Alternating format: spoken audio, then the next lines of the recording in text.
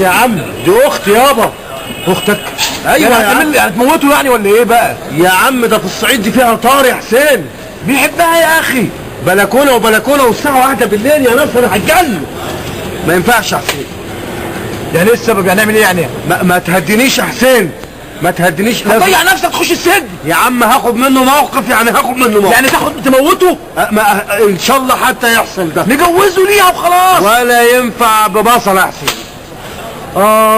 يابا نار بتغلب. مش كده يا عم، بس مش كده خلاص معلش. مش هينفع. طب بص انا هوصل بس اشوفه بس بيعمل ايه. هبص على اختي بصه كده اشوف فيه ايه. تعالى بنفسك شوف يا حسين. دمك هيفور. دم هيفور؟ انا همشي يا حسين، انا مش قادر يا جدع اقعد اشرب حاجه وهدي نفسك بس. هدي نفسك. مش كده يا عم بقى يا جدعان. والنبي يا جدعان مش ممكن الموضوع ده يا جدعان، حرام عليك. عايز يموتها تموته وتموتها. يا استاذ ينفع الكلام ده يا استاذ؟ شوف نتفاهموا مع بعض. طيب نتفاهموا مع بعض ايه يا استاذ؟ دي اختي. شوف الظروف ايه. طيب ظروف ايه يا استاذ؟ لو اختك انت ترضى. مش بتحبه يا عم انت منين؟ من اسوان. من اسوان. ينفع الكلام ده عندكم؟ ينفع الكلام ده؟ يا عم سيب اللعب بس فهمني. ينفع الكلام ده؟ الله يخليك. اهو يا عم حسين.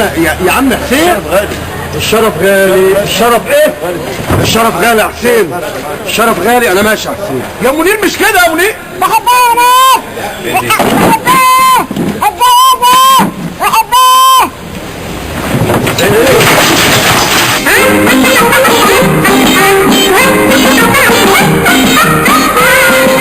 مش ممكن.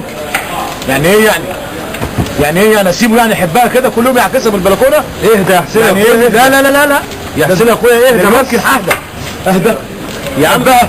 يحبها ويقعد كل يوم الساعه 4 الصبح ليه الصبح عمال يشاور لها ويحبها ليه؟ يا عم مفيش اي حاجه. دول شباب يا عم.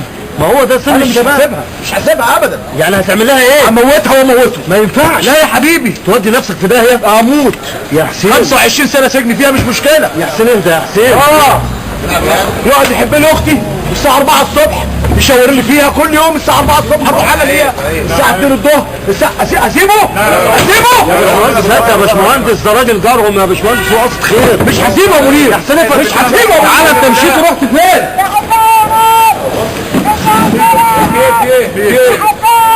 في ايه؟